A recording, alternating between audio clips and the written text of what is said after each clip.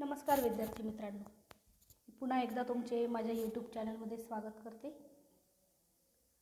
आणि आज आपण इयत्ता 12वी वर्गातील 2.5 ही कविता शिकणार आहोत. Father returning home. या कवितेचे कवी आहेत दिलीप चित्रे. ही कविता शिकण्यापूर्वी मी तुम्हाला थोडक्यात दिलीप चित्रे यांच्याविषयी इंट्रोडक्शन करू इच्छिते. Dilip Chitre he is an Indian poet. हे भारतीय आहेत आणि दिलीप चित्रे हे आपल्याला भरपूर जणांना वेल नोन असतीलच. He was a celebrated bilingual poet. Bilingual म्हणजे काय? द्विभाषिक, ज्यांना दोन भाषांची जाण असते. Bilingual poet and translator with a remarkable work in Marathi and English. आणि हे ट्रान्सलेटर म्हणजे भाषांतर करणारे translator.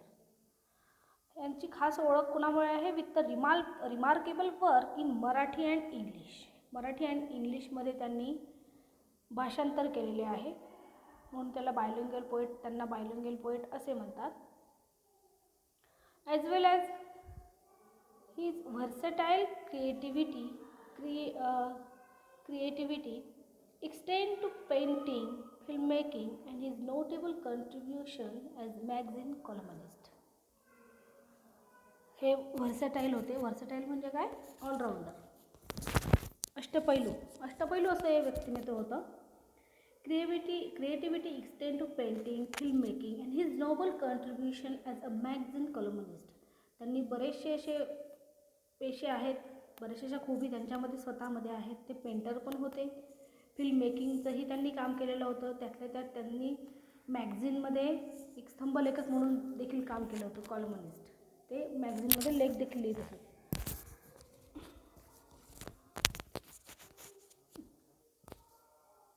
He received the prestigious award, Sahitya Academy Award, both for poetry as well as for his well-known translation work, says Tuka.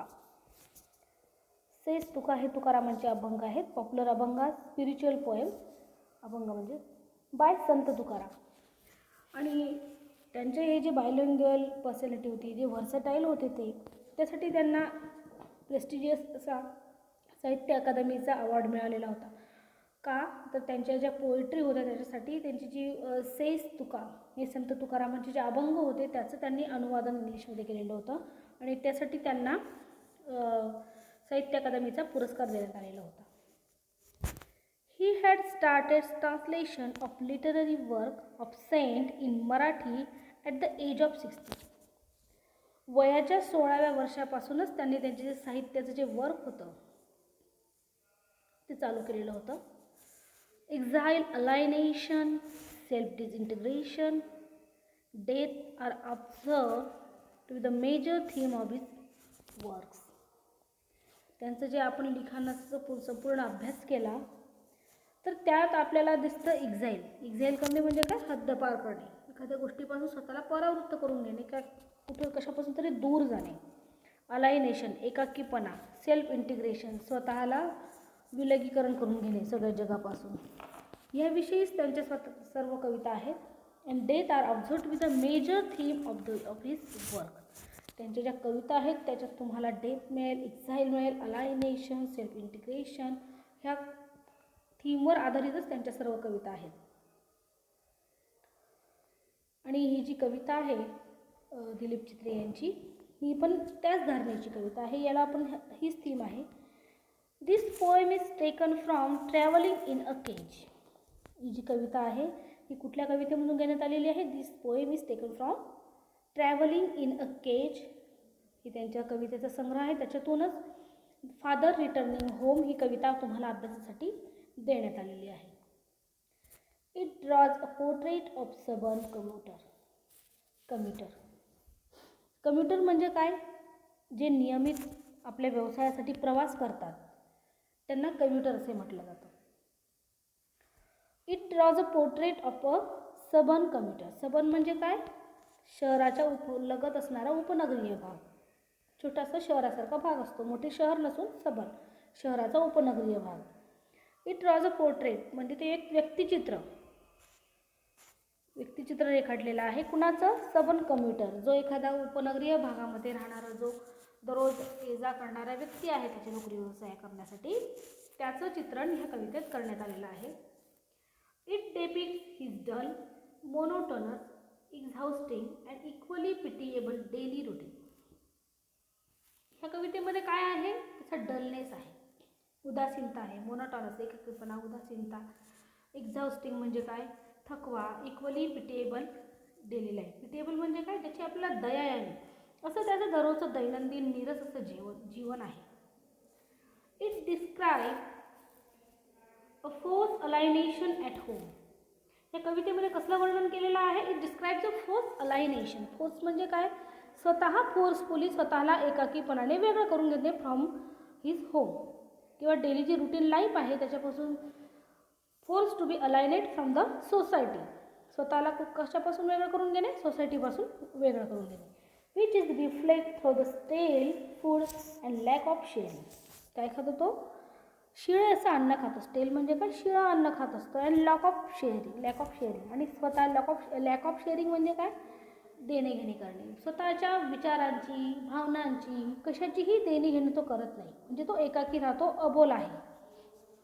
Each children refuses to share their joys, sorrows with the hard-working father, who, as a result, is forced to retire into solitude.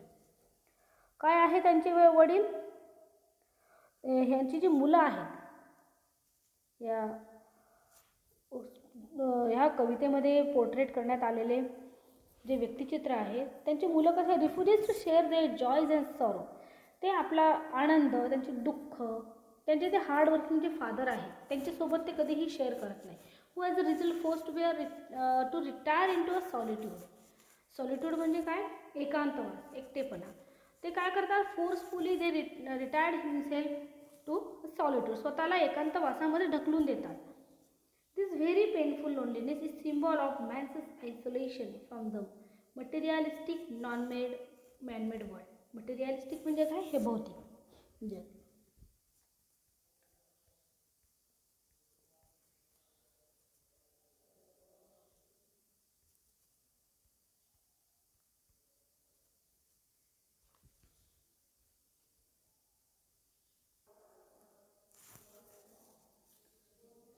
His children refuses to share their joy. त्यांची मुलं त्यांच्याशी त्यांचा आनंद व्यक्त करू इच्छितात ना, त्यांचं दुःख.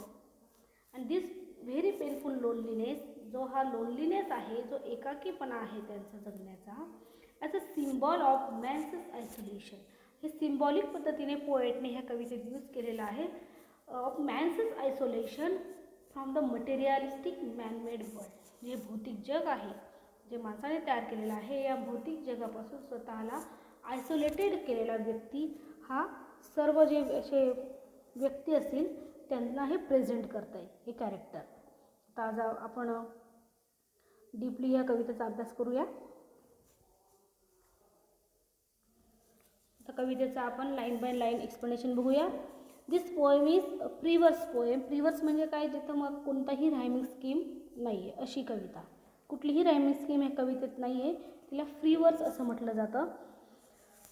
ही कविता त्याच पद्धतीची आहे. पाहूयात आपण कविता. My father travels on late evening train, standing among silent commuters in the yellow light suburb slide past his unseeing eyes. पहिला ओळीत काय म्हटलंय? My father travels on the late evening train. या कवितेतील कवींचे जे वडील आहेत, his father. The poem begin with the speaker's description of his father. कवितेची सुरुवात कुठून होते? कवीच्या वडिलांविषयी डिस्क्रिप्शनने. His father is returning to home and travelling late evening the train. त्याचे वडील काय करत आहेत? अतिशय थकलेल्या परिस्थितीमध्ये ट्रॅव्हल करत आहेत. कशाने? By the train. Standing among silent commuter in the yellow light. Commuters म्हणजे काय?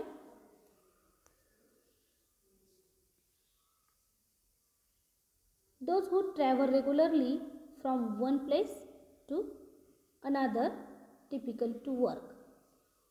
कम्युटर्सचा मीनिंग इकडे देण्यात आलेला आहे. Those who travels regularly from one place to another, typically to work.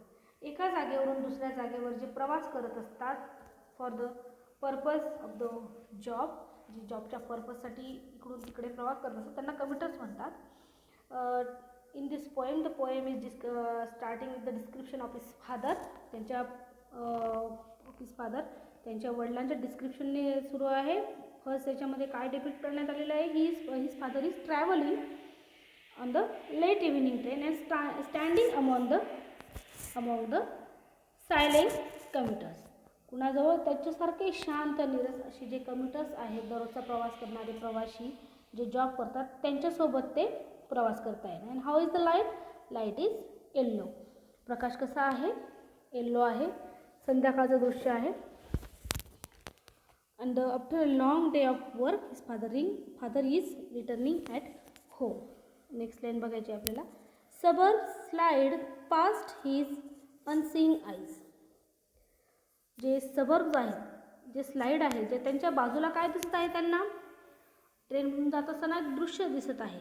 But he is ignoring at that slide. पण त्या दृश्याकडे ते लक्षच देत नाही. He is standing among the passenger in the yellow light without any chair. कसलंही chair आनंद नसताना ते त्या कम्प्युटरसोबत उभे आहेत. He is not seeing at the outside. ते बाहेर बघत नाही आहेत. Suburb slide past is unseeing eyes. त्याच्या डोळ्यांना जणू काही दिसत नाही आहे अशा पद्धतीने ते पाहत आहेत आणि प्रवास करत आहेत. His shirt and pants are soggy and his black raincoat.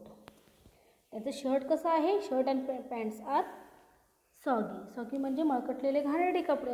त्यांचे कपड्यांना अतिशय जीर्ण झालेले आहेत. अतिशय त्यांच्यावर दिवसभराच्या कामाचा थकवा अक्षरशः त्यांच्या कपड्यांवर देखील दिसतो आहे. And this line is use by the poet symbolically way. Symbolical वेमध्ये यूज केलेला आहे. His black raincoat. त्याचा रेनकोटचा कलर काय सांगण्यात आलेला आहे? Black. Like as a black raincoat the life of poet's father is also black. Dull. त्यांची लाईफ ही कशी आहे? ह्या ब्लॅक रेनकोटसारखी डल आहे, ब्लॅक आहे. तिथे फक्त काय आहे? There is only a darkness of dullness.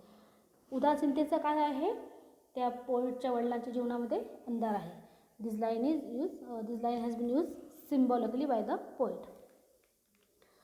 Next line बघायची आहे आपल्याला. Stain with mud and his bag stuffed with books. त्यांच्या काय आहे? स्टेन विथ मड. मड म्हणजे काय? चिखल. त्यांच्या कपड्यांना काय लागलेलं आहे? चिखलाचे डाग लागलेले आहे. स्टेन म्हणजे काय? डाग. डाग लागलेले आहेत. हिज बॅग स्टफ म्हणजे काय? भरलेली आहे. In his bag there are books. His bag is stuffed with books and is falling apart. His eyes dim by age. म्हणजे बुक्स काय होत आहे? Is falling apart. जणू काही ते आता त्यातून बाहेर पडतील एवढी जड काय आहे? ती बॅग जड आहे. Means he is struggling to carry his bag. तो काय करत आहे? त्याला कष्ट पडत आहे. Which is stuffed with the books. Which bag is stuffed with the book. त्याला काय पडत होत आहे? He is struggling to carry his bag. तो खूप स्ट्रगल करतोय ती बॅग नेण्यासाठी. Which is stuffed with the books and the reference to the books indicate that he is an educated man. काय दाखवत आहे? स्टफ्ड विथ बुक्स हे काय यूज केलं आहे पोएटने? The poet is want to show that the person whose character has been depicted in the poem is well educated person. हा चांगला शिकलेला व्यक्ती आहे. Not unimportant as one might think due to his ordinary journey. So दररोजच्या येण्या जाणाऱ्या लोकांप्रमाणे जसं ordinary journey करतायत जसे ते कॉमन आहेत त्या पद्धतीने तो कॉमन नाही. He is well known person. He is educated person. Next line बघायची आपल्याला. His eyes dim by age. त्याचे डोळे काय झालेले आहेत? आता अंधुक झालेले. Dim by age. तो आता थोडा वयोवृद्ध झालेला आहे. He is going to be and to the old stage of his life. तो आता कुठं जात आहे? त्याच्या ओल्ड स्टेजच्या लाईफकडे तो जात आहे. Homeward through the humid monsoon night. Humid म्हणजे काय? ओलसर. ही मान्सूनची नाईट कशी आहे? ओलसर आहे. या ह्युमिड नाईटमध्ये तो काय करत आहे? आता त्याच्या घराकडे जात आहे. नाव I can see him getting off the train. आता तो मला दिसत आहे. Him getting off the train. आता ते काय झालेला आहे? तो व्यक्ती ट्रेनमधून खाली आलेला आहे, खाली उतरला तो. Like a word drop from a long sentence. याच्यामध्ये लाईक हा वर्ड वापरण्यात आलेला आहे. इथे सिमिली हे पर्सोनिफिकेशन वापरण्यात आलेलं आहे. सिमिली म्हणजे काय? ज्यामध्ये लाईक आणि ॲजचा यूज असतो, त्याच्यावरून ओळखला जातो की हा सिमिली अलंकार आहे. कुणासारखा पडतोय तो? त्याची तुलना कुणाशी करण्यात आली आहे? अ word drop from the long sentence. असं एखादं खूप आपण लॉंग सेंटेन्स बोलायचं आणि त्यातून आपल्याला नको असलेले शब्द आपण जसे गाळून टाकतो, तशा पद्धतीने तो त्या ट्रेनमधून काय झालेला आहे? खाली उतरलेला आहे. Like a word drop from a long sentence. He hurries across the length of grey platform. Grey platform. इथं ग्रे प्लॅटफॉर्म हा वर्ड देखील सिम्बॉलिकली यूज करण्यात आलेला आहे. इकडं दिसतंय बघा त्याचा meaning. It is grey due to cement. Here grey suggest old age, dullness, sordidness of father's life. इथं काय दाखवण्यात आलेलं आहे? लेखकाच्या वडिलांचं ओल्ड एज. ग्रे प्लॅटफॉर्म म्हणजे काय? लेखकांचे वडील कसे आहेत? ओल्ड एज आहेत. ते डलनेस आहेत, सबऑर्डिनेट्स आहेत. ते सुद्धा आपल्या सामान्य माणसांसारखंच जीवन नीरस पद्धतीने जगणारे एक व्यक्ती आहेत. त्या लेखकांच्या वडिलांचं काय दाखवलेलं आहे? ग्रे प्लॅटफॉर्म वापरून सिम्बॉलिकली यूज केलेलं आहे. त्यांचं डल लाईफ दाखवण्यात आलेलं आहे. He hurries across the length of grey platform, crosses the railway line, enters the lane. ते कुठं जात आहे? Crosses the railway line, enters the lane. ती जी पुढची लेन आहे त्या ठिकाणी ते जातात.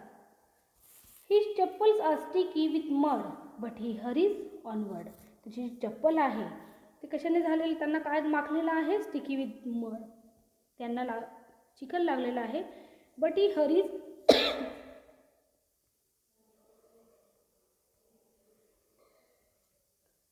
ही चप्पल्स वेर स्टिकी. त्याची चप्पलला काय लागलेलं आहे? मड म्हणजे चिखल लागलेला आहे. But he hurries onward. तो घाईघाईने काय करत आहे? जात आहे घराकडे परत. नेक्स्ट लाईन बघायची आहे आता आपल्याला. Home again I see him drinking weak tea, eating a stale chapati, reading a book. पहिले जे स्टॅन्झा होता त्याच्यामध्ये रेल्वे प्लॅटफॉर्म आणि रेल्वेवरचं सर्व दृश्य डेपिक्ट करण्यात आलेलं होतं. आणि आता second poem he depicts the isolation of his father at home. त्याच्या वडिलांच्या घरी जे त्यांचं आयसोलेशन आहे ते लाईट दाखवण्यात आलेलं आहे. Home again I see him drinking weak tea. ते चहा पित आहे. अतिशय वीक टी म्हटलेलं आहे त्याला. नीरस अशी या पद्धतीने त्यांची ती नीरस रोजची जसं काम आहे त्या पद्धतीने ते करत आहेत. इटिंग अ स्टेल चपाती, शिळी चपाती खात आहेत. स्टेल म्हणजे काय? शिळे. ती शिळी चपाती खात आहेत आणि काय करत आहे? Reading a book. हे जे दृश्य लेखकाने डेपिक्ट केलेलं आहे, here the poet also depicts the isolation of his father between at his own home. काय करताय? The poet sees his father drinking weak tea, eating a steel chapati and reading a book. What does this scene heightens? This scene heightens the father's alienation from the world around him. आता घरामध्ये मुलं असतात, घरात एक कुटुंब असतं, त्यांचं त्याच्याकडे देखील लक्ष नाही. he has isolated himself from the home also. हे जे आपल्याला चित्र दाखवण्यात आलेलं आहे हे लेखकांचे वडील ट्रेनमध्ये जो प्रवास करत आहे आणि त्यांच्या बाजूचे लोक बघा. ते जे बाजूचे लोक आहेत ती सुद्धा कशी दिसत आहेत आपल्याला? नीरस अशी दिसत आहेत. This people are so commuters like as पोएट्सच फादर. पोएटचे वडील आहेत त्यांच्या प्रमाणेच ते कम्युटर्स आहेत. सर्वांचं जीवन कसं दिसत आहे? तुम्हाला आपल्याला अतिशय उदास, नीरस दिसत आहे. नेक्स्ट लाईन बघायची आपल्याला पोएमच्या. He goes into the toilet to contemplate. आणि आता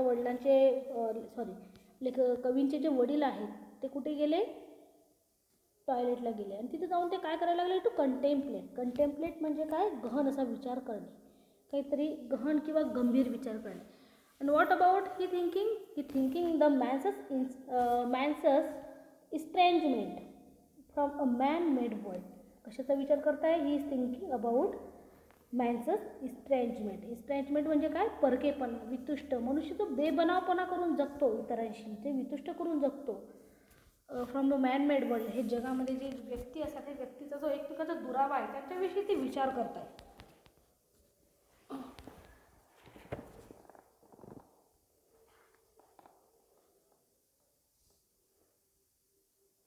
coming out the trembles at the sink.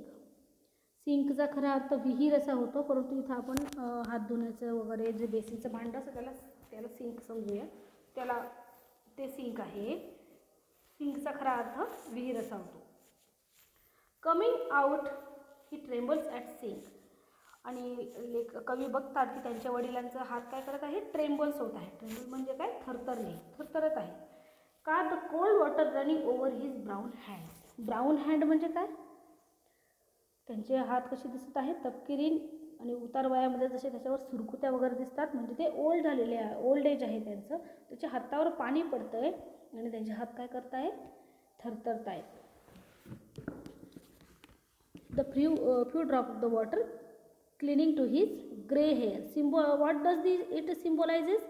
It symbolises that the old man he just holding on his life which bothers nobody.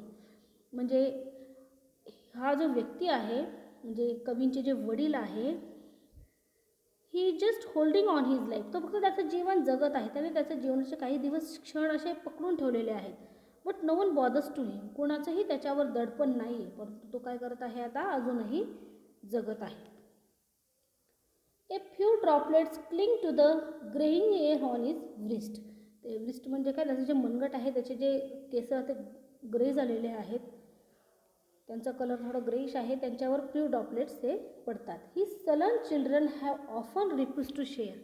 त्याची जी मुलं आहेत ती सुद्धा कशी आहेत, खिन्न आहेत, उदास आहेत. सलन चिल्ड्रन, त्यांच्यामध्ये सुद्धा उदासवानेपणा आलेला आहे.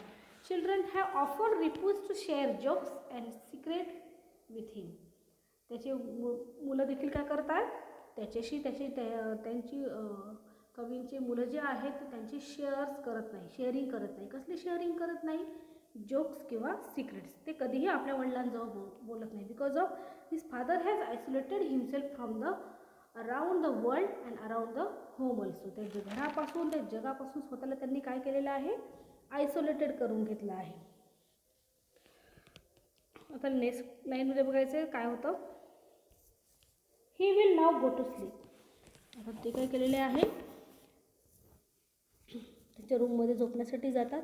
And in the final lines of the poem काय घडतं बघा, what is happening there, listening to the static on the radio. Static म्हणजे काय, अस्थिर असा, कर्कश असा होणारा अस्थिर असा आवाज. तो रेडिओवरचा आवाज ते ऐकत आहे. अँड ड्रीमिंग, आणि ते काय करत आहे, थिंकिंग अबाउट द पास्ट. ते कसला तरी पास्टचा विचार करत आहे. And dreaming, he dreams about the past. When, कुठला, हे of his ancestor grand children thinking of nomads entering a subcontinent through a narrow pass. ते कुठला विचार करायला लागलेले आहेत आता, is listening, he is now the man listens to the static on the radio as he goes to sleep. जेव्हा तो झोपायला जातात तेव्हा ते काय करतात, ते म्युझिक ऐकताय. And he dreams about the past. ते कशाविषयीचा विचार करताय, ड्रीम्स अबाउट द पास्ट. कोणता पास्ट, ते नोमड्स जे आहेत. नोमड्स म्हणजे काय, भटके जीवन जगणारे जे व्यक्ती असतात त्यांना नोमॅड्स असे म्हणतात, की एका जागेवर स्थिर राहत नाही अशी नोमॅड्स. त्या लोकांचा ते विचार करताय जेव्हा मनुष्य भटकंती करत होता त्यावेळेचा. When nomads who didn't have a permanent home.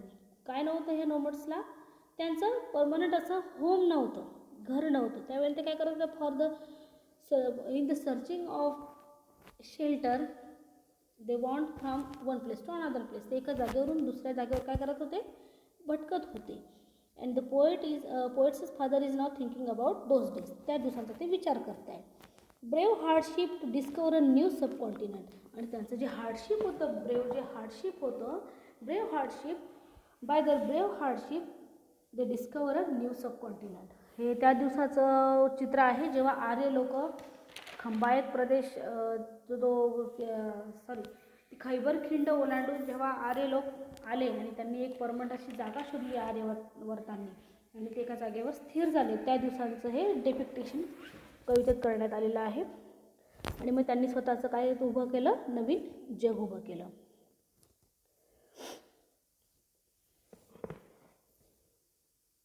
आणि आता ते काय विचार करताय की everything is now change around to him. आता सगळं त्याच्या आजूबाजूला काय झालेलं आहे, बदललेलं आहे.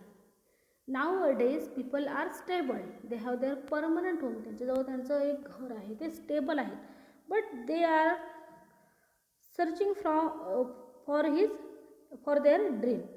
ते कशाच्या स्वप्नात आहेत, त्यांची जी नवीन स्वप्न आहे त्याच्या शोधात ते काय करत आहेत, आता भटकत आहेत.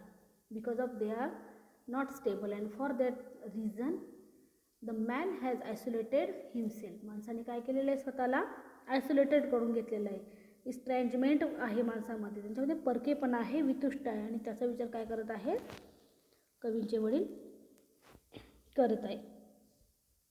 ते त्यांच्या his father is dreaming about grandchildren also. त्यांच्या ग्रँडचिल्ड्रन जे आहेत त्यांचा देखील ते काय करत आहेत, विचार करत आहे about the past and the future are the only when he can find some respite from the sordid present. आता ते असा विचार करत आहे की मी माझ्या फ्युचरमध्ये माझ्या येणारे जे पुढील पिढी आहे त्यांना कशा पद्धतीने फ्युचर देऊ शकतो या प्रेझेंटमध्ये आणि फ्युचरमध्ये, त्याचा ते विचार करत आहे. He is in the last line he is very symbolic and important line. Last two lines are very symbolic and important. Dreaming of his ancestor and grandchildren thinking. येणारे त्यांचे ते पूर्वजांचाही विचार करतायत आणि येणाऱ्या ग्रँडचिल्ड्रन्सचाही विचार करतायत. तुम्हाला ही कविता समजलीच असेल अशी मी आशा बाळगते. आणि जर तुम्हाला काहीही प्रश्न असतील तर तुम्ही कमेंट बॉक्समध्ये विचारू शकता, त्यांची उत्तरं जरूर दिली जातील. या कवितेवर आधारित असणारे फिगर ऑफ स्पीच आणि आईस ब्रेकरचा संबंधित व्हिडिओ लवकरात लवकर शेअर करण्यात येईल. धन्यवाद.